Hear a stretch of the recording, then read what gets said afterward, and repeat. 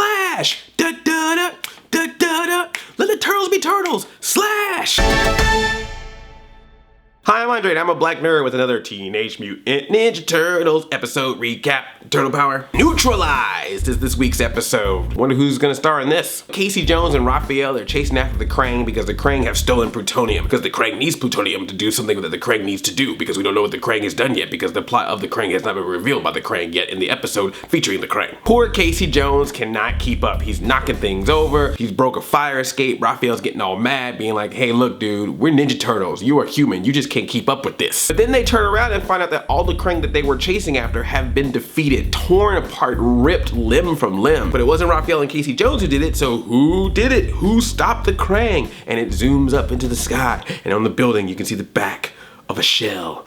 A giant spiked shell. Bum bum bum. Who could it possibly be, even though we already know it's Slash? They're finding broken Krang everywhere. Wow, that sounds like a song. Broken Krang everywhere. People beating up the Krang and they just don't care. Don't push me, cause I'm close to the Krang. I'm trying not to lose my thing.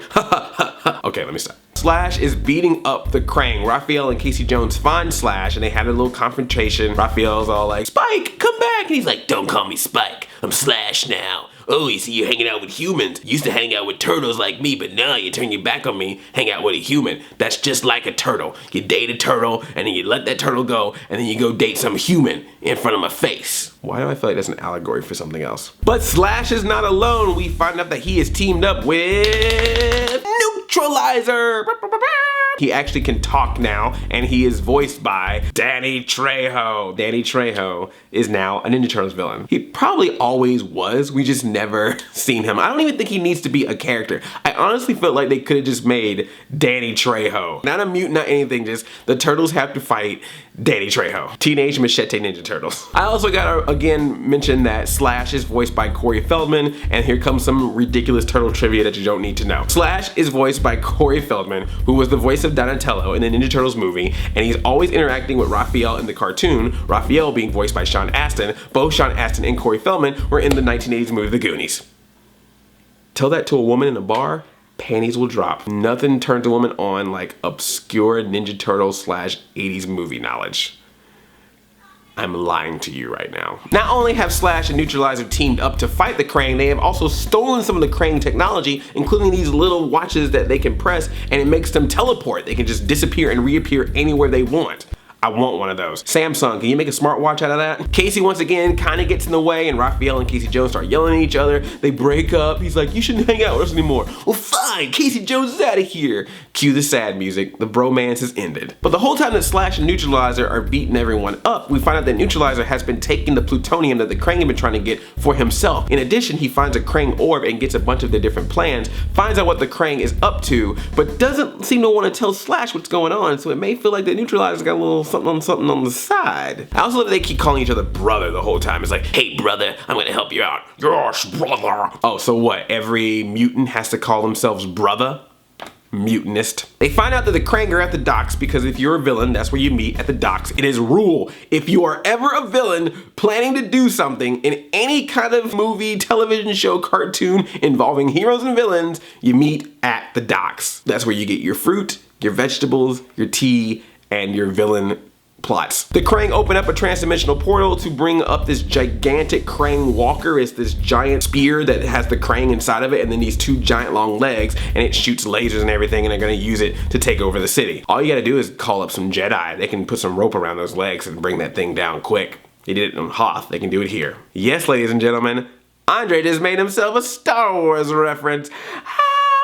I'm learning. Slash and Neutralizer, of course, show up, take out the Krang, throw the Krang out of the walker, but then the Neutralizer decides he's gonna put himself inside the walker and just use it for himself and take over the whole city. Slash is like, no, Neutralizer, we were supposed to just take over the Krang. And he's like, shut up, brother, I'm gonna just take over the whole city because I got a freaking walker now. I mean, this is amazing. Look at how tall I am. I can see my house from here. I can see Russia from here. So the Turtles fight, can't seem to take him down, and of course, at the last moment, who shows up but Casey Jones and his grand interest, and it's very very expected entrance. He shoots a hockey puck with a piece of dynamite on it. It gets inside of the Krang walker, explodes that thing, and Slash is really pleased because he almost got stepped on by the neutralizer in the Krang walker, and Raphael saved him. So now here's the turtle that he's been hating for so long who actually helped him. And it kind of turns him over to a new leaf. He's not necessarily joining the turtles. He's kind of doing his own thing. He's a vigilante of some kind of anti-hero, the Wolverine of the group. He did say, hey, you know, you guys, you saved my life, so I'll remember that. And that's the end of Newtralizer.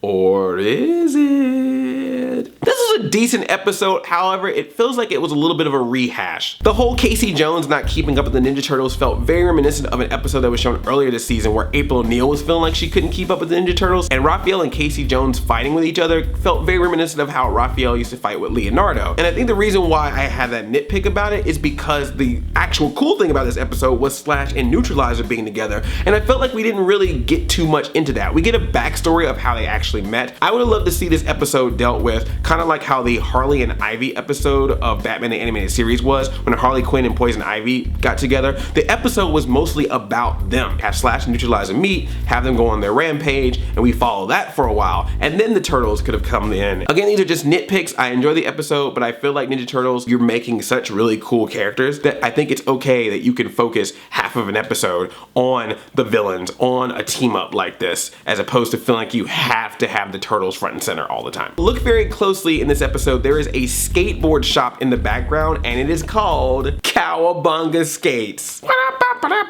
Those 80s Turtles are coming back. I don't. What in the world?